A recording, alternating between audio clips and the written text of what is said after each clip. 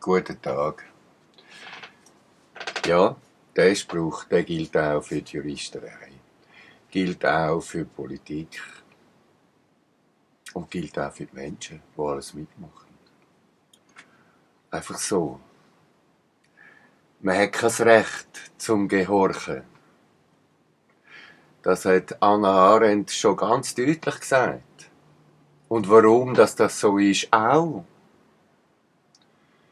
Wenn man sich schützen will, für sich einsteht und seine Liebe und sich selber schützen will, dann ist es eine Pflicht, nicht zu gehorchen. Sondern, wenn man etwas einsieht, dann kann man es machen. Aber wenn man nichts einsehen kann, weil es grundsätzlich schon falsch ist, dann kann nichts nachher im Richtigen sein. In dem Falschen. Gar nicht. Ich versuche, das seit 2 Jahren klar zu machen. Das wird offenbar nicht gehört. Und ja, ist jetzt wieder eine Mitteilung an die Gerichte, vor allem in Appenzell-Ausserrhoden, in Trogen und Herisau. Sie wollen es einfach nicht sehen. Sie wollen es nicht sehen, was da gemacht wird, oder? Und ja, vielleicht brauchen wir die 3 Tage Dunkelheit, die der Irlmeier da prophezeit hat, und vielleicht passiert ja das Wunder, dass wir dann nachher auch im Goldstandard wieder sind. Kann ja auch sein. Weil genau so lange geht's. Das zeigt ja jetzt ein grosser Teil der Welt, zeigt uns das. Innerhalb von 3 Tagen haben die umgebucht und ist alles anders. Ja, und wir schneiden uns immer ins eigene Bein als Land, wenn wir solche Dinge machen, die wir gegenwärtig machen. Und die Schwachen sind immer die Ersten, die darunter zu leiden haben. Und ich gehöre jetzt einmal körperlich gesehen zu den Schwachen. Weil ich halt schon Behinderung habe und jetzt schwerst behindert bin. Wegen euch. Weil ihr das Ganze ermöglicht und gemacht habt. Also der Fall Herisau ist so gegangen. Das war nach dem St. Gallen-Fall. Ich bin mit dem Auto, wo ich auch fahren konnte, Renault, also kurz nach dem Zusammenschlag ist es noch gegangen, mit dem Auto tanken. In Herisau bei der Coop-Tankstelle. Ich habe gefüllt, bin rein, an die Kasse, wir zahlen, grüezi miteinander, sind mit einer Maske. Und ich habe gesagt, sorry, ich darf keine haben, ich könnte hier schauen. Ich habe das Kärtchen reingegeben, ich habe es ihnen abgegeben. Und sie hätten die schauen können. Ich habe ihnen gesagt, wo haben sie nicht wollen. Haben sie einfach nicht wollen. Und haben mich nicht zahlen lassen. Okay, ich habe dann 10 Minuten draußen gewartet, dann sind wir auf die Idee gekommen. Der Bub könnte ja zahlen und unter 12 muss er ja keine Maske haben. Das hat dann geklappt. Und sie hat dann gesagt, dass sie die Polizei gerufen hat. Ich habe gesagt, das ist mir recht, oder? Wir haben noch 20 Minuten gewartet. Es ist kein Polizist gekommen. Die Frau hat ein riesiges Theater gemacht. Der Polizist, der hat mich nie gesehen. Der hat mich nie befragt. Der hat mir einfach einen Buß ausgestellt. Und dann habe ich angeschaut und gefunden, ich gesagt, geht das so? Also, das ist nicht recht. Eindeutig nicht. Ich habe ja alles deklariert, seit dem Oktober 2020. Alles öffentlich. Kann jeder anschauen. Jeder. Aber nein, sie sind zu faul. Und die verurteilen die nachher nicht. Sie sind zu faul. Sie machen die einfach fertig. Weil du ein Querulant in ihren Augen siehst. Man muss eben ein bisschen mitmachen. Man darf eben nichts sagen. Manchmal habe ich das schon gehört.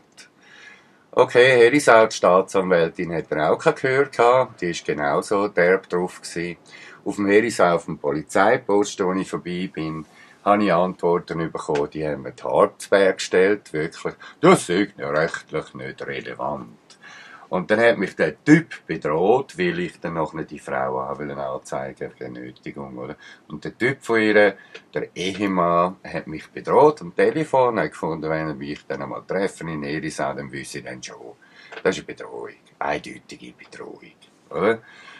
Nein, für das Appenzeller Kantonsgericht natürlich nicht. Null. Nichts. Aber meins ist dann schon verurteilbar. Meins schon. Ich frage mich echt langsam, was da passiert. Wirklich. Also wenn ihr schon solche Fehler macht, dann stimmt doch mal endlich zu denen. Und macht es nicht noch schlimmer für die, die es schon dreckig haben.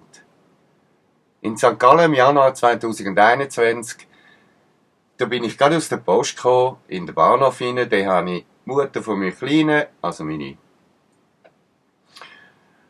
ja, eigentlich Partnerin, oder? Familienpartnerin, oder? Und der Kleine getroffen. Und ich bin aus der Post rausgekommen, weil ich ihn eingeschrieben habe, müssen abschicken auf Hinwil, ans Bezirksgericht. Weil es um die gleiche Geschichte gegangen ist. Die ganze Zeit der Stress. Zürich, Winterthur, Hinwil, St. Gallen, Herisau etc. Könnt ihr euch vorstellen, wie viel Papier das gibt? Oder? Hey, so dick ist der Ordner jetzt. Ich kann ihn dann schon mal zeigen. Ich mag ihn jetzt nicht füllen. Wirklich. Aber das ist unglaublich. Unglaublich. Die stressen, die bombardieren die etc. Du kannst gar nicht mehr reagieren, wenn dann noch nicht die Kette losgeht. Was mit mir da losgegangen ist, ich bin 6 Mal mit Notfall ins Spital gekommen. Da konnte ich gar nichts mehr machen. Bin ich einfach da reingekommen. Und, ja, nein, was ich noch muss sagen, der erste Notfall, nach dem Zusammenschlag im Januar 21 von der Securitrans im St. Gallen Bahnhof, der ist so gelaufen. Ich bin aus der Post gekommen, im Bahnhof rein, haben sie getroffen, da haben wir einen Kaffee getrunken, da haben wir besprochen, was wir jetzt machen, wegen der Schulprüfungen etc. und was wir vorbereiten müssen. Und da kommen die 2 Leuchtwesten rein. Ein riesen Kasten und ein kleiner. Und ja, wir sind im Kaffee trinken nebenzu, und es hat keine Leute drin, nichts, nur wir im Bänkchen, ganz alleine Kaffee trinken. Sonst niemand. Aber die 2 kommen zu uns.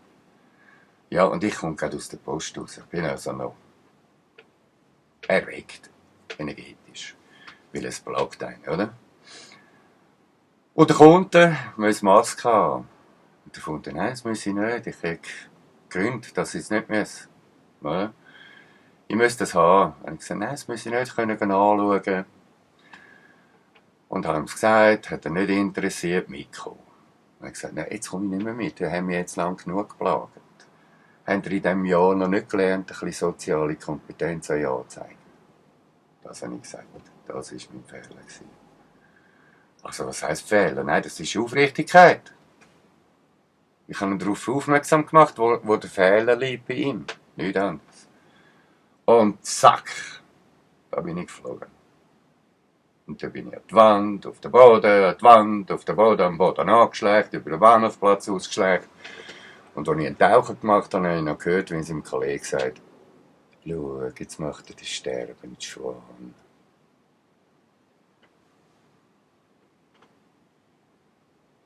Ja, und dann bin ich ins Spital gekommen. Und dann hat mich eine abgelesen, abgeschaut, hat natürlich noch fast nichts Blaues gehabt, gell? Ist ja ganz frisch gewesen. Ist ja logisch, kann ja noch nicht viel sein. Hat dann am anderen Tag anders ausgesehen, man kann es anschauen auf YouTube, Sankt Leuchten.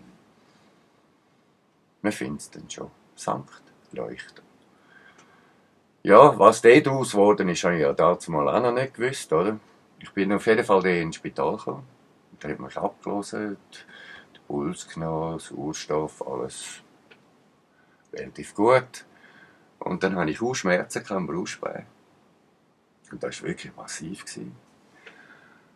Und wollte ein Röntgenbild wollen. Und dann musste ich Masken anlegen. Ich habe gesagt, ich kann keine Masken anlegen. Ich muss Masken anlegen. Ja, haben wir eine Schildmaske? Nein, haben wir nicht. Ja, dann haben sie mich geschickt, haben mich nicht geröntgt. Und dann ist die Kette losgegangen.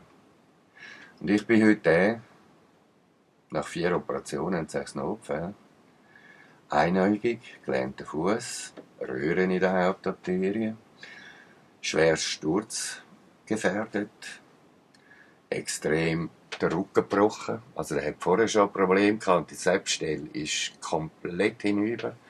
Es ist der Erstaunen, dass ich überhaupt noch unterwegs bin. Man will gerade viel. Aber es ist extrem schmerzhaft.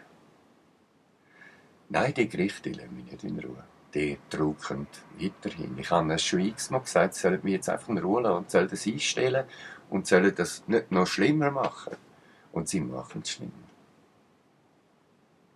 Und wenn ihr das jetzt hört, ihr lieben Gerichtler und Polizisten und möchte gern, weiss auch nicht was, keine Ahnung, dann korrigiert.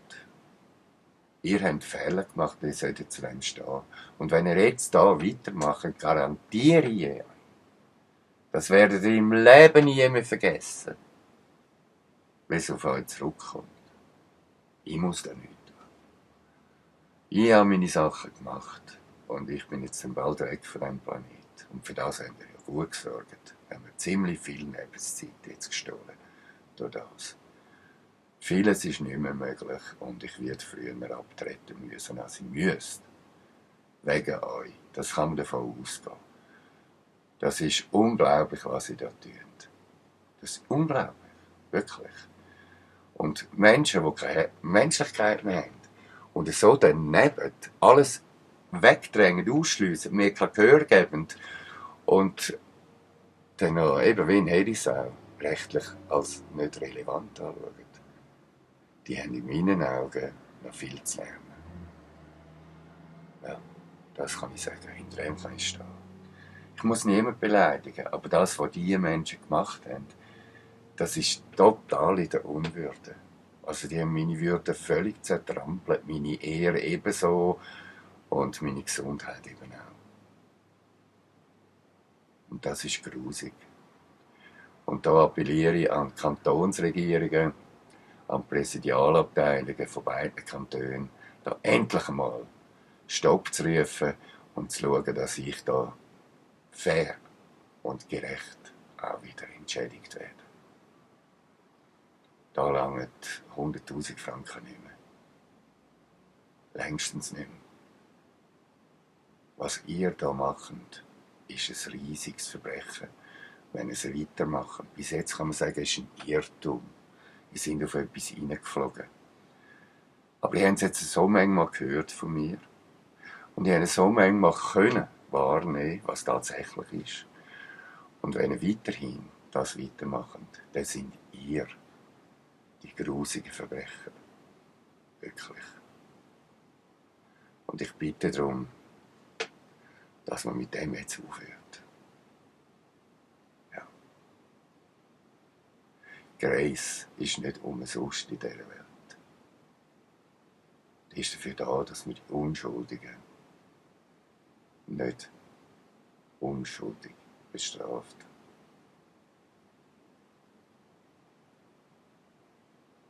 Also ich bitte um ein Ende von dem Zeichen. Weil das ist für mich nichts mehr anders. Könnt ihr euch das Leben überhaupt vorstellen so? Kehrt es um.